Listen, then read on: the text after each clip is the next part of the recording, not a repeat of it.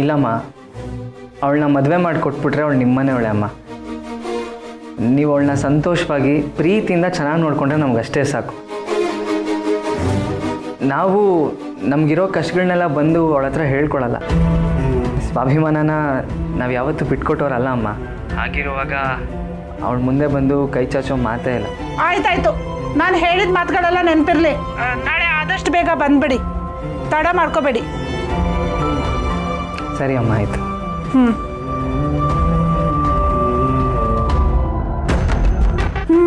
ಏನೇ ಸರ್ಸು, ಅಷ್ಟು ಕಾರವಾಗಿ ಮಾತಾಡ್ಬಿಟ್ಟೆ ನೀನು. ನೀನು ಸುಮ್ಮನೆ ರಕ್ಕ, ನಿನಗಿದೆಲ್ಲ ಗೊತ್ತಾಗಲ್ಲ. ನೋಡಕ್ಕ, ಹುಡುಗಿ ಮನೆಯವ್ರಿಗೆ ಓದಿದಾಳೆ ಅಂತ ಒಳೊಳಗೆ ಒಂದು ಅಹಂಕಾರ ಇರುತ್ತೆ. ನಾಳೆ ನಮ್ಮನ್ನು ನೋಡ್ಕೊಳ್ಳಿ ಅನ್ನೋ ವಿಷಯ ಕೂಡ ತಲೆಯಲ್ಲಿರುತ್ತೆ. ಅದಕ್ಕೆ ಮುಂಚೆನೇ ಇದನ್ನೆಲ್ಲ ಮಾತಾಡ್ಬಿಡ್ಬೇಕು. ಆದರೆ ನಂಟಸ್ತನದಲ್ಲಿ ನೀನು ಇದನ್ನೆಲ್ಲ ಮಾತಾಡೋದು ಸರಿ ಹೋಗಲ್ಲ. ಅದಕ್ಕೆ ಎಲ್ಲನೂ ನಾನೇ ಮಾತಾಡ್ಬಿಡ್ತೀನಿ. ಜನ ಯಾಕಾದರೂ ನಮ್ಮನ್ನು ಹೀಗೆ ಅರ್ಥ ಮಾಡ್ಕೋತಾರ?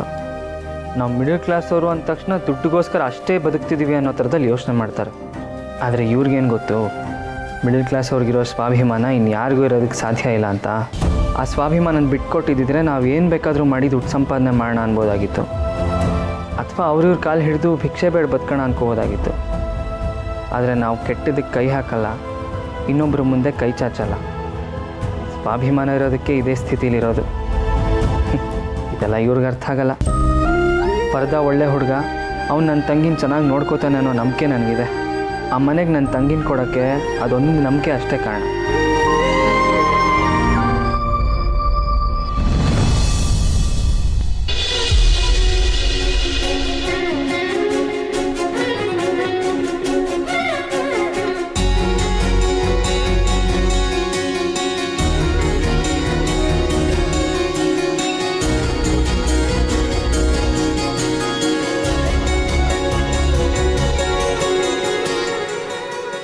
ಅಂಬರ, ಆರತಿ ತಗೊಂಡ್ ಬಮ್ಮ.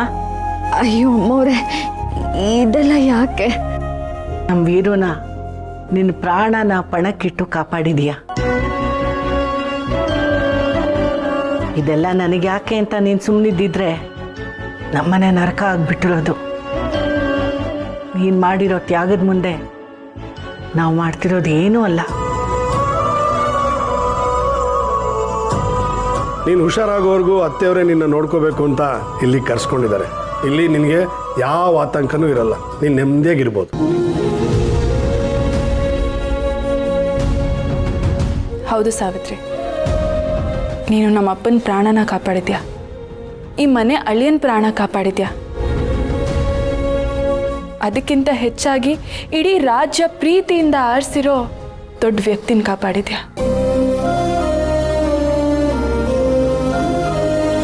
ನಿನ್ನ ಋಣ ನಮ್ಮೆಲ್ಲರ ಮೇಲಿದೆ ಸಾವಿತ್ರಿ. ನೀನು ಬೇಗ ಹುಷಾರಾಗಬೇಕು. ಹೌದು ಅಮ್ಮವ್ರೆ, ದೊಡ್ಡಮ್ಮವರು ಈ ಹುಡುಗಿ ಬೇಗ ಹುಷಾರಾಗಲಿ ಅಂತ ಈ ಊರ ದೇವಸ್ಥಾನದಲ್ಲಿ ವಿಶೇಷವಾಗಿ ಪೂಜೆ ಮಾಡಕ್ಕೆ ಹೇಳಿದ್ದಾರೆ ದೊಡ್ಡಮ್ಮವರು. ದೇವರ ಆಶೀರ್ವಾದ, ದೊಡ್ಡಮ್ಮವರ ಆಶೀರ್ವಾದದಿಂದ ಈ ಹುಡುಗಿ ಬೇಗ ಹುಷಾರಾಗ್ತಾಳೆ.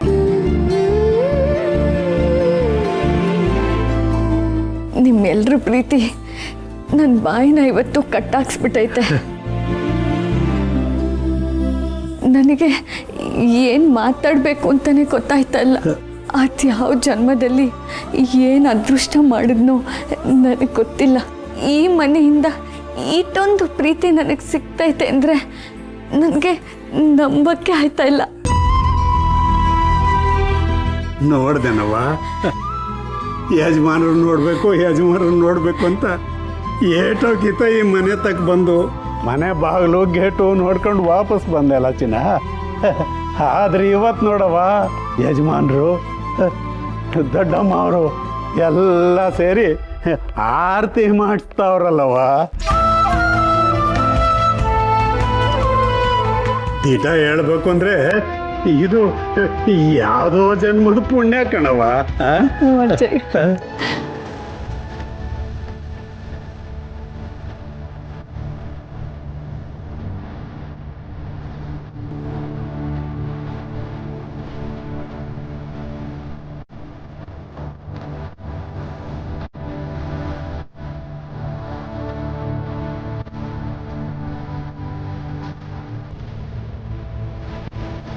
ಬಾಮ್ಮ ಒಳಗೆ.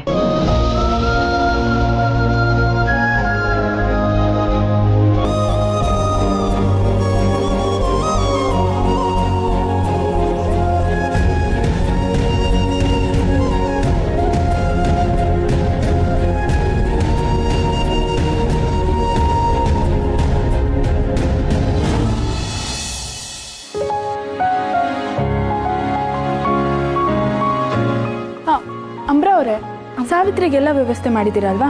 ಆಗಿದೆ ಅಮ್ಮವ್ರೆ. ಅವಳು ರೂಮಲ್ಲಿ ವಿಶ್ರಾಂತಿ ತಗೋತಾ ಇದ್ದಾಳೆ. ಊಟನೂ ಆಯಿತು. ಸರಿ, ಹಾಗಾದ್ರೆ ಇದು ಮೆಡಿಸಿನ್ಸ್ ಎಲ್ಲ ಕರೆಕ್ಟಾಗಿ ಕೊಟ್ಬಿಟ್ಟು ಮಲ್ಕೊಳ್ಳೋದಕ್ಕೆ ಹೇಳ್ಬಿಡಿ. ಸರಿ ಅಮ್ಮವ್ರೆ. ಅಜ್ಜಿನ ನೋಡಿದ್ರಾ? ದೊಡ್ಡಮ್ಮವರು ರೂಮಲ್ಲಿದ್ದಾರೆ. ಯಾಕಮ್ಮವ್ರೆ? ಏನಿಲ್ಲ, ನೀವು ಹೊರಡಿ.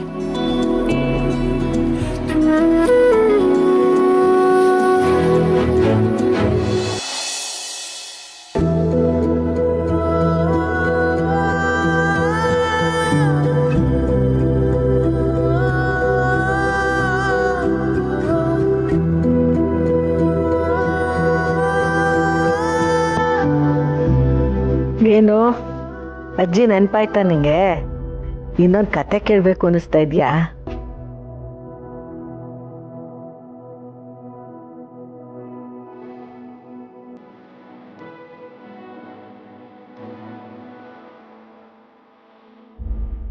ಏನಾಯ್ತು ಕಂದ? ಯಾಕೆ ಬೇಜಾರಲ್ಲಿದೆಯಾ?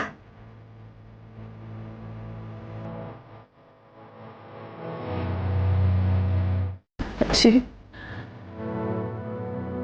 ನಾನು ನಿನಗೊಂದು ಕೇಳ್ತೀನಿ, ನೀನು ನಡೆಸ್ಕೊಡ್ತೀಯಾ? ಏನು ಬೇಕಾದರೂ ಕೇಳು ಕಂದ, ಎಲ್ಲ ನಡೆಸ್ಕೊಡ್ತೀನಿ.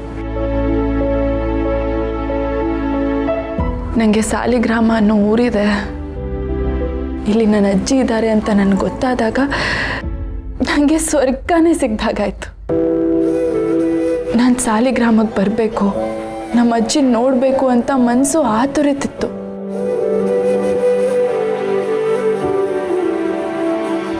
ಆದರೆ ನಾನು ಸಾಲಿಗ್ರಾಮಕ್ಕೆ ಬರೋದಕ್ಕೆ ಅದಷ್ಟೇ ಕಾರಣ ಇರಲಿಲ್ಲ ಅಜ್ಜಿ.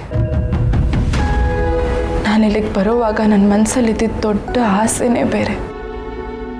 ದೊಡ್ಡ ಆಸೆನಾ? ಏನು ಪುಟ್ಟ ಅದು? ನಮ್ಮಮ್ಮ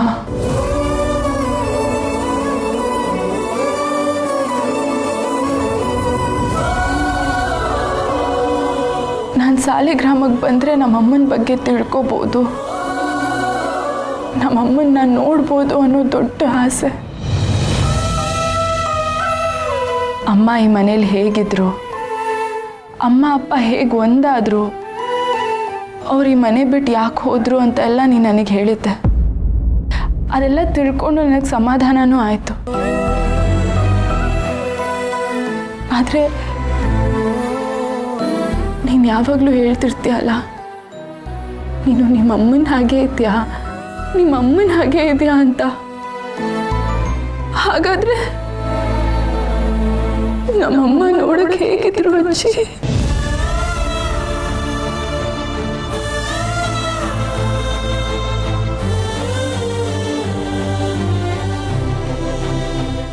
ಎಷ್ಟೋ ಜನ ತಾಯಂದ್ರು ತಮ್ಮ ಮಕ್ಕಳಿಗೆ ಊಟ ಮಾಡಿಸುವಾಗ ಚಂದ ಮಾಮನ್ ತೋರಿಸಿ ತುತ್ತಿಡ್ತಾರೆ.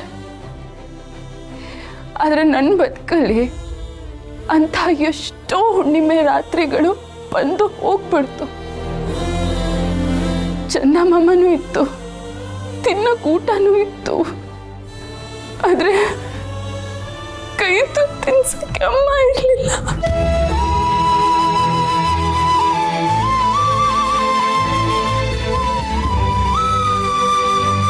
ಅಮ್ಮ ಇಲ್ಲ ಅನ್ನೋ ನೋವು ಅಂಥ ಬೆಳ್ದಂಗ್ಳು ರಾತ್ರಿನೂ ನನಗೆ ಕಗ್ಗತ್ಲು ಅನ್ಸೋ ಹಾಗೆ ಮಾಡಿಬಿಡ್ತು.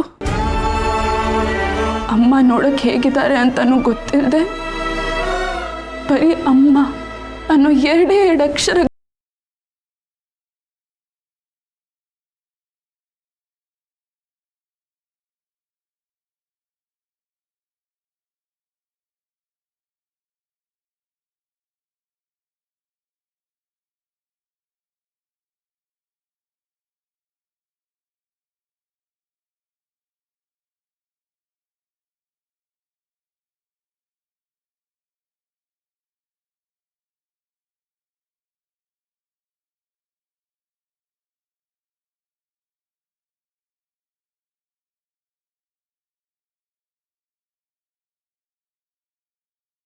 ಆದರೂ ನಾನು ನಮ್ಮಮ್ಮನ ಮುಖನ ನೋಡಬೇಕು, ನಮ್ಮಮ್ಮನ ಮುಖನ ನಾನು ಕಣ್ಣು ತುಂಬ್ಕೋಬೇಕು. ನನ್ನ ಕನಸಲ್ಲಿ ನನ್ನ ಕಲ್ಪನೆಲಾದರೂ ನಾನು ನಮ್ಮಮ್ಮನ ಕಾಣಬೇಕು ಅಜ್ಜಿ. ಅದಕ್ಕಾದ್ರೂ ನನಗೆ ನಮ್ಮಮ್ಮನ ಮುಖ ತೋರಿಸು ಅಜ್ಜಿ, ಪ್ಲೀಸ್.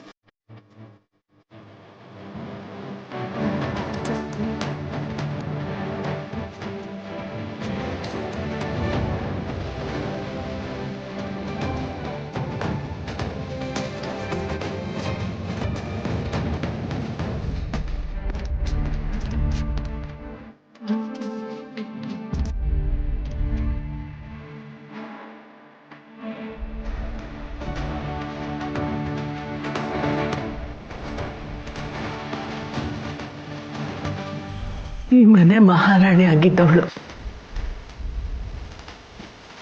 ನಿನಗೆ ಜನ್ಮ ಕೊಟ್ಟವಳು,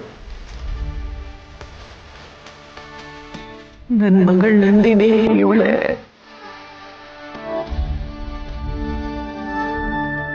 ನಿನ್ನ ತಾಯಿ.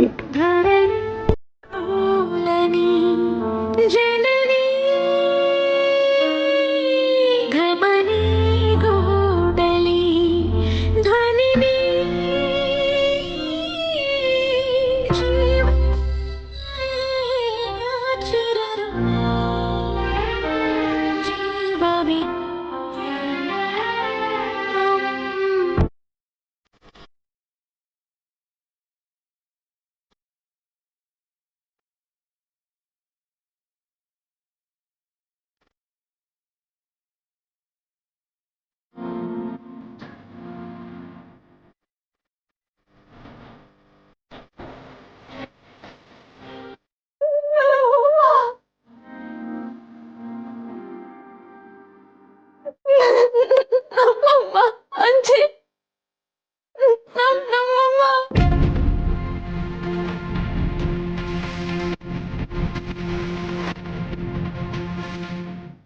ಎಷ್ಟು ಮುಂತಾಗಿದ್ದಾರಲ್ಲ ಅಜ್ಜಿ.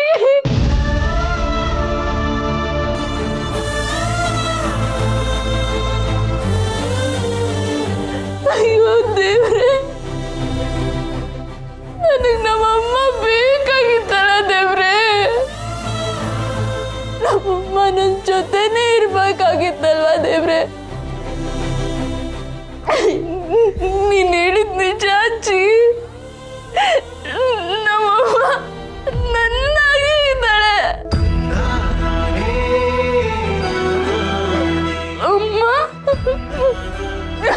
ಅಮ್ಮ ಅಮ್ಮ, ನಾನಮ್ಮ ನಾನು ಬಂದಿದ್ದೀನಮ್ಮ.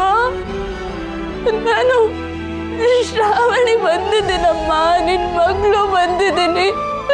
ನಿನ್ನ ಮುಂದೆನೇ ಬಂದು ನಿಂತಿದ್ದೀನಮ್ಮ. ಬಂದ್ಬಿಡಮ್ಮ,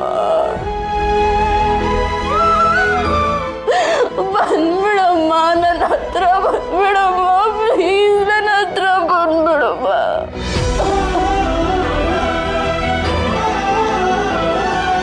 ನನಗೆ ನೀನು ಬೇಕು ಅನ್ನಿಸ್ತಿದ್ಯಮ್ಮ, ಬಂದ್ಬಿಡಮ್ಮ. ನಿನ್ನ ನೋಡಿದ್ಮೇಲಂತೂ ನಿನ್ನ ಜೊತೆನೇ ಇರಬೇಕಾಗಿತ್ತು ಅನ್ನಿಸ್ತಿದ್ಯಮ್ಮ.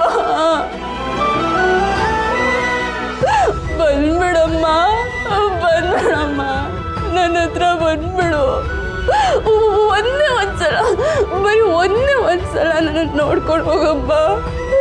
ಬರೀ ಒಂದೇ ಒಂದ್ಸಲ ನನ್ನನ್ನು ಬಂದು ನೋಡ್ಕೊಂಡು ಹೋಗು.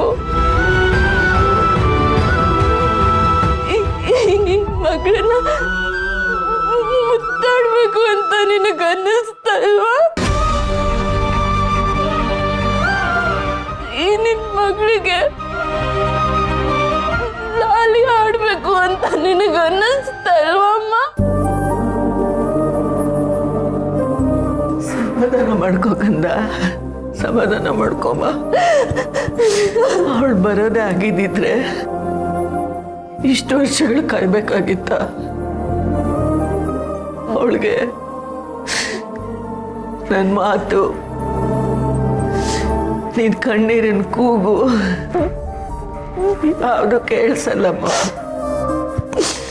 ಸಮಾಧಾನ ಮಾಡ್ಕೊಂಬ, ಸಮಾಧಾನ ಮಾಡ್ಕೊ. ಯಾಕಮ್ಮ? ನಾನೇನು ಅನ್ಯಾಯ ಮಾಡಿದೆ ಅಂತ ನನ್ನ ಬಿಟ್ಟೋದೆ ನೀನು?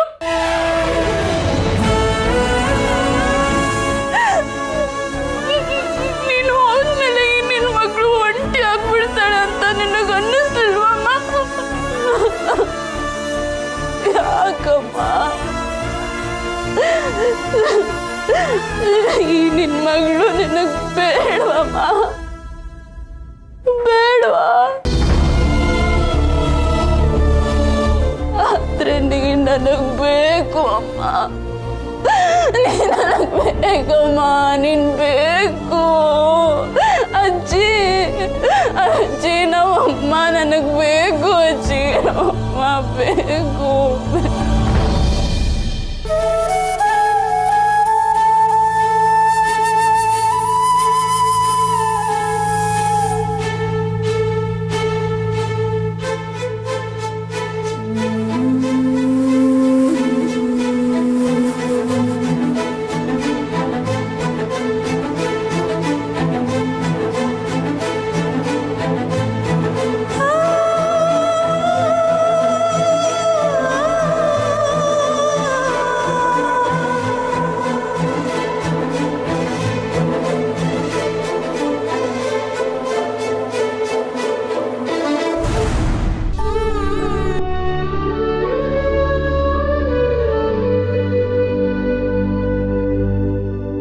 ಲಾವಣಿ,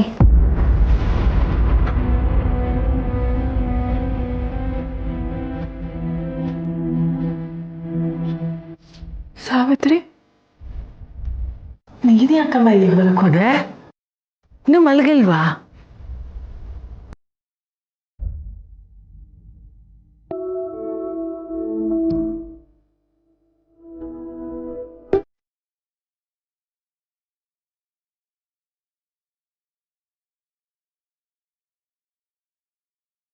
ಅಳ್ಬಾರ್ದು. ಅಳುವಂಥದ್ದು ಏನೂ ಆಗಿಲ್ಲ. ಯಾರೂ ಎಲ್ಲಿಗೂ ಹೋಗಿಲ್ಲ. ನಿನ್ನ ತಾಯಿ ನಿನ್ನ ಕಣ್ಣಲ್ಲೇ ಇರ್ತಾಳೆ, ನಿನ್ನ ಕಣ್ಣಲ್ಲೇ ಇದ್ದಾಳೆ.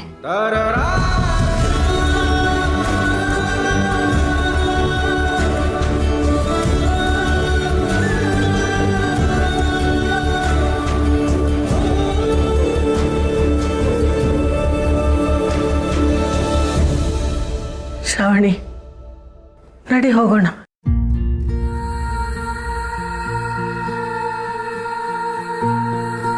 ಸಾವಿತ್ರಿ, ಸಾವಿತ್ರಿ, ನಡಿ ಹೋಗೋಣ.